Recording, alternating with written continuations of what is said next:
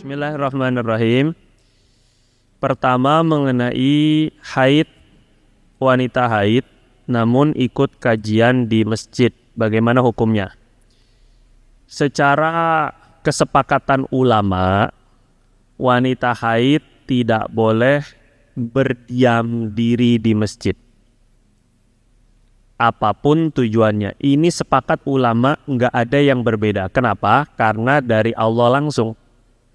Dalam Al-Quran Allah bilang, la taqrabus salata wa antum sukara hatta ta'lamu ma taqulun wala junuban illa abiri sabilin hatta tabtasilu. Jangan kalian mendekati tempat sholat. Ini kata Allah ya. Jangan kalian mendekati tempat sholat dalam keadaan mabok, sampai kalian memahami apa yang kalian ucapkan. Dan tidak boleh pula orang junub mendekati tempat sholat kecuali sekedar lewat. Nah, jadi dalam Al-Quran yang gak boleh dekat masjid tempat sholat adalah junub. Dan haid ini hadas yang lebih besar dari junub. Sebab kalau junub mau kapanpun mandi udah selesai suci. Kalau haid nggak bisa, harus nunggu berhenti dulu baru dia bisa mandi. Bisa dipahami ya? Maka haid lebih besar hadasnya daripada junub. Maka kalau junub Allah larang untuk berdiam di masjid, maka haid lebih Allah larang untuk berdiam di masjid. Bisa dipahami sampai sini, Bu? Karena Allah bilang begitu untuk junub kecuali hanya lewat. Ada orang dalam keadaan junub belum mandi, dia junubnya mungkin di masjid, di atas. Terus dia turun lewat sini masjid, mau ke tempat wudhu di bawah, lewat doang. Ini boleh. Begitupun wanita haid, sekedar lewat doang boleh, tapi nggak boleh berdiam, walaupun sebentar. Sama seperti orang junub nggak boleh diam, maka orang haid juga nggak boleh berdiam, walaupun sebentar. Apapun tujuannya, mau itu maulid, mau itu kajian, mau itu tahlilan, kondangan, ini nggak boleh. Sudah ya? Jadi nggak ada ulama yang membolehkan. Oh nggak apa-apa soalnya udah pakai pembalut. Oh nggak bisa. Yang boleh pakai pembalut itu kalau sekedar lewat. Ibu kondangan acara di bawah, rumahnya di situ, misal atau di depan. Terus daripada jauh-jauh mutar, udah saya mau lewat sini. Misalnya, dalam keadaan haid, tapi udah pakai pembalut, ini boleh. Kalau sekedar lewat doang, kayak orang junub tadi, sekedar lewat, tapi diam enggak boleh. Begitupun juga sekedar mau ngambil apalah, karpet, meja misalnya, ini pun juga boleh, asal enggak diam, enggak berhenti, ngambil langsung keluar lagi. Ini pun juga boleh. Seperti Sayyidah Aisyah radhiyallahu anha, ketika beliau haid, Nabi minta ambilin sejadah kecil buat muka doang. Namanya khumrah.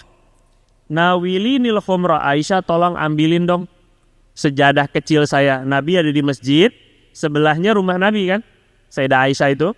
Maka Nabi minta ambilin sejadah kecilnya. Nah, Sayyidah Aisyah bilang, saya lagi haid Nabi. Akhirnya Nabi bilang, inna haidotaki laisat fiyadiki, haid kamu bukan di tangan, jadi nggak masalah ambilin. Terus tangannya pun masuk ke masjid nggak masalah, karena bukan masuk seluruh badan. Bisa dipahami ibu-ibu ya. Ditambah hadis Nabi SAW sahih, innila uhillul masjida li junubin wala haid. Nabi bilang, sesungguhnya aku tidak menghalalkan masjid untuk junub maupun haid. Aku nggak halalkan dia. Ini sudah jelas. Jadi dari dalil-dalil tersebut, sepakat ulama enggak boleh. Permasalahannya muncul. Mana batasan masjid yang enggak boleh wanita haid duduk atau diam? Nah, jadi masjid yang enggak boleh itu adalah yang telah ditetapkan untuk sebagai ruang sholat. Sekali lagi ulang ya. Masjid yang ibu-ibu haid enggak boleh berdiam di dalamnya, yang ditetapkan sebagai ruang sholat. Mau sholat laki, sholat perempuan. Adapun ruang serbaguna, tempat parkir, WC, sekretariat, TPA, taman, misalnya kalau ada kantin-kantinnya, itu nggak masalah. Jadi ibu-ibu yang ada haid tetap bisa pengajian di mana? Di kantin sambil ngemil gorengan, kan? Sambil makan bubur ayam, ini alasannya ngaji, gitu. Nggak apa-apa, tapi masih boleh, masih bisa di luar, di depan. Nah, pelataran kita khususnya atau pelataran masjid-masjid yang ada, ini ada perbedaan pendapat ulama. Jadi kalau mazhab kita ini bukan lagi termasuk masjid. Tapi kalau mazhab lain itu masih kategori masjid. Nah, tapi masih ada perbedaan setidaknya untuk pelataran ya. Tapi kalau ruang sholat memang nggak bisa. Jadi kalau yang haid terus kemudian mau pakai pendapat ulama yang membolehkan nongkrong di depan situ tuh di pelataran masih boleh. Nah, teras pelataran itu ya. Begitu caranya. Jadi nggak mencegah haid untuk ngaji. Gitu ya Bu ya. Nah, ntar alasan haid mulu lagi nggak ngaji-ngaji, ini kan lebih parah malah nanti ya.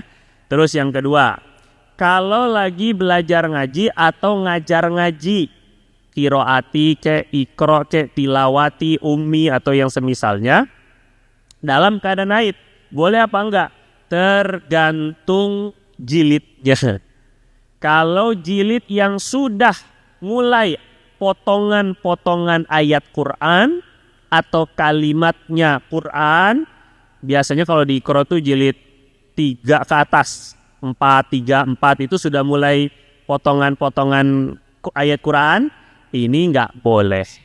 Tapi kalau baru jilid 1, 2 yang baru a, ba, ta, a, i, u kayak gitu, panjang pendek baru, ini nggak masalah karena masih huruf hijaiyah. Dibedakannya di situ ya. Itu kalau untuk ngaji.